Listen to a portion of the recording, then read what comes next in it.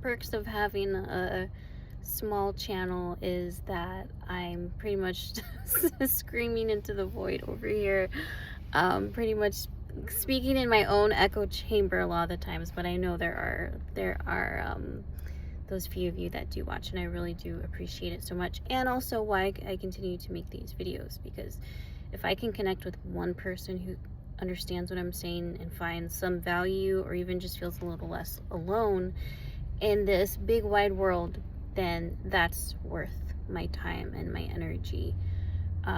So with that being said, please excuse the quality of this video. I'm literally holding my phone in my hand against the steering wheel with my pop socket, because I have yet to get camera thingy for my car, like a mount. Anyways, that's neither here nor there. This is impromptu, but felt like good as time as ever.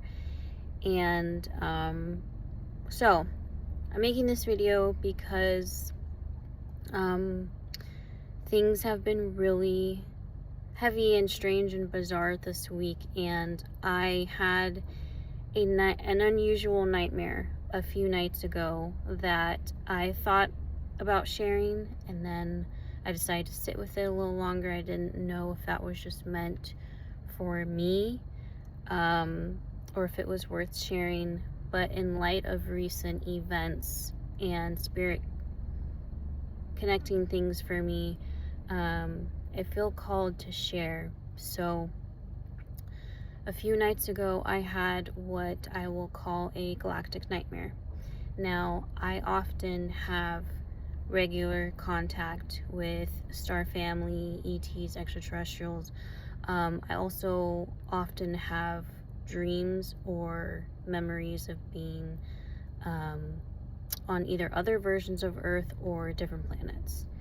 So this nightmare that I had the other night, again, it was a nightmare, so it was not a fun dream. Usually when I dream about star family or have ET contact, or even have contact from future children and other realities, it is harmonious, it is euphoric, it's fun, I never want to leave.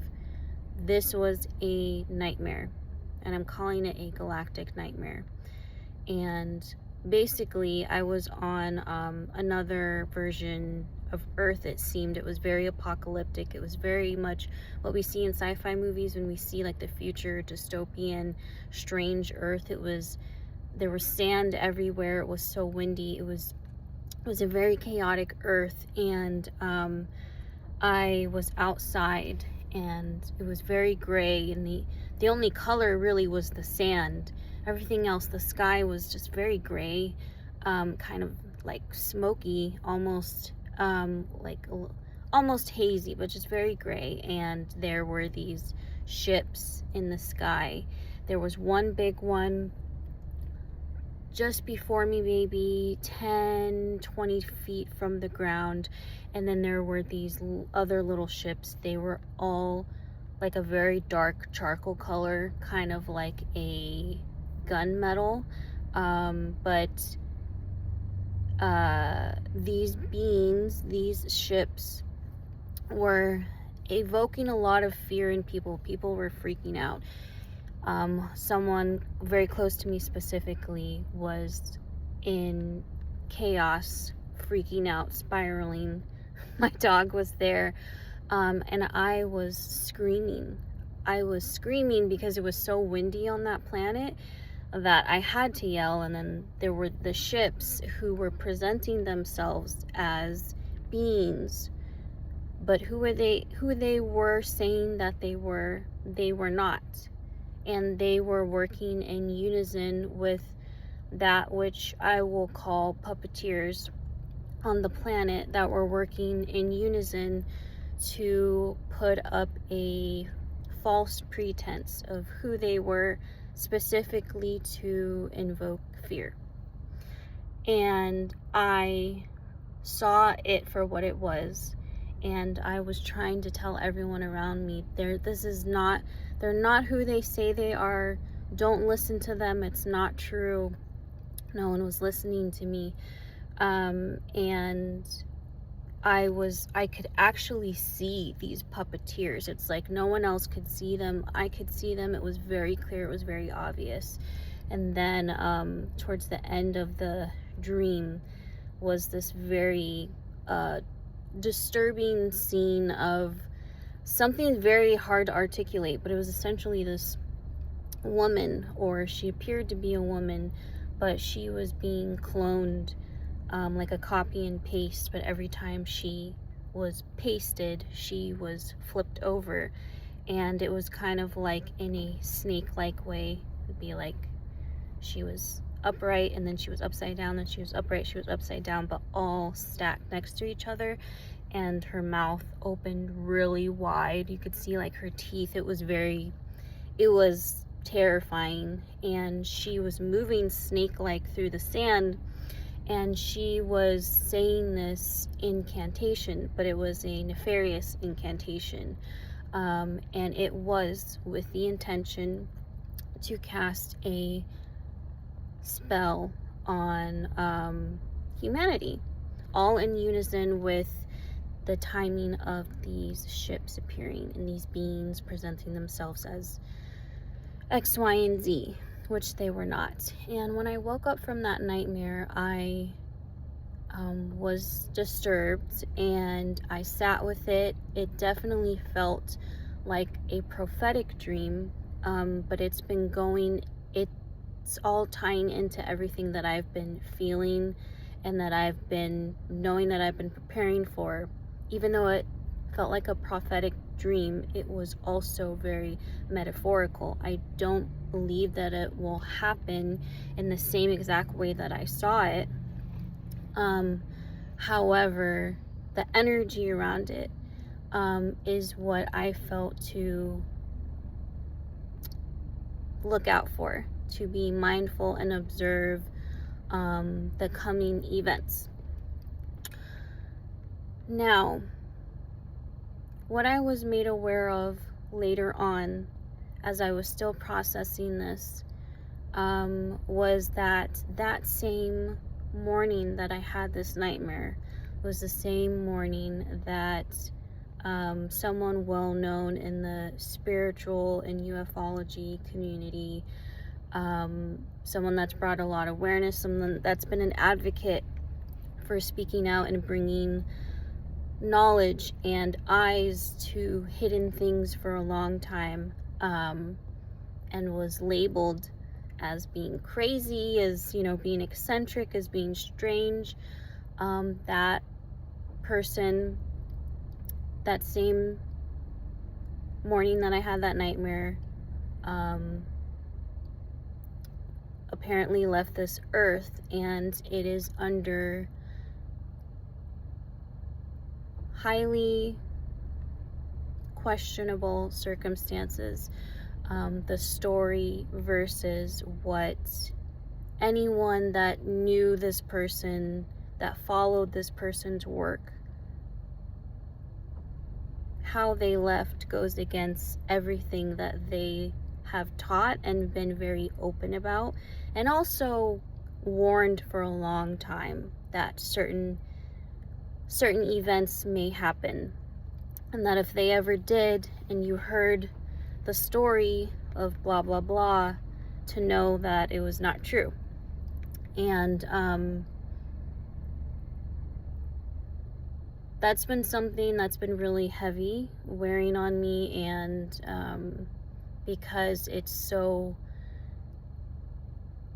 all the things that are happening right now. And if you know, you know. I'll keep it at that. I'll keep it at that for the sake of this video being on this platform. It goes back to what I had shared about the heaviness as soon as this year started. As soon as 2026 started, as soon as the ball dropped for 2026 and I said Happy New Year, and I was in communication with my star family at that moment, they gave me the telepathic message that 2026 is the year of disclosure. And when I heard that and I said it out loud, I even questioned him, like, 2026 the year of disclosure? Like, really? Because I didn't expect that to be this year. I was more expecting it to be 2027. And what I have learned is that this is the beginning of disclosure. It's the beginning. And that's why things are getting really weird right now. And they're going to continue to be weirder. And if you've been following along with things for a while, you will understand that the truth is often stranger than fiction. And certain attempts at withholding important information that is our right to know as humans on this earth, although the last hands are being held with that, you cannot stop us from seeing exactly what's going on. We are at that time where people are like, actually, this doesn't sound right. It doesn't sit right with me. And I know that this is not true. What's being said, what the official story is. And as messed up and dark and horrible all of that is, at the same time, it shows me right where we're at. Which is why this is the beginning of disclosure, because people are now starting to feel that which has been dimmed and quieted for so long, which is your own discernment. You can feel when things are not true within your body. Your body, your being gives you a very visceral reaction to that which is not true, to that which is not authentic. I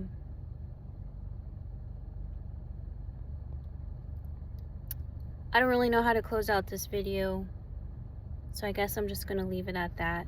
But I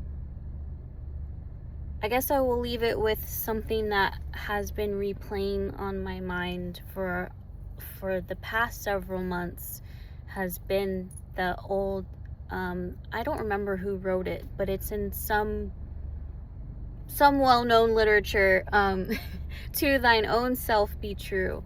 And I have really been sitting with that and thinking about it and really pondering deeply about it.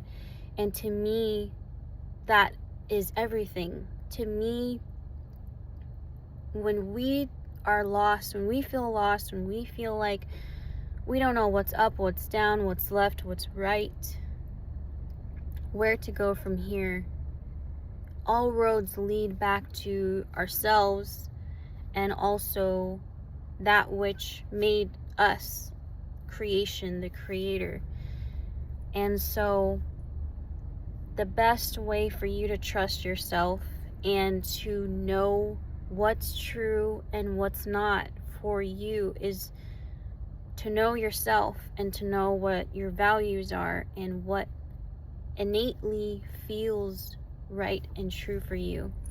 I'm saying this because obviously we're in an era where we have been bombarded with information, and that is not going to die down.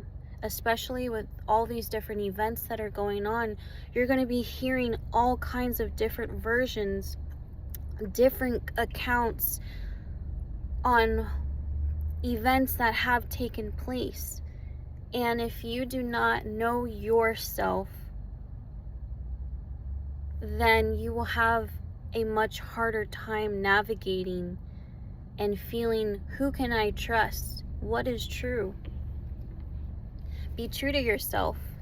Be true to your values. Be true to the Creator.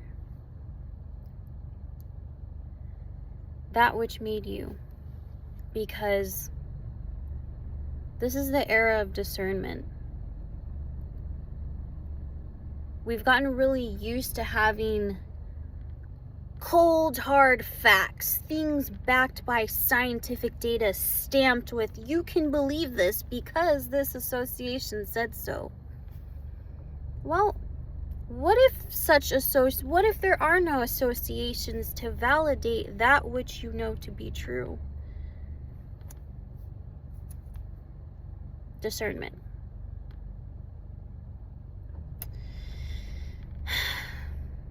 I love you guys. Thank you for listening to me.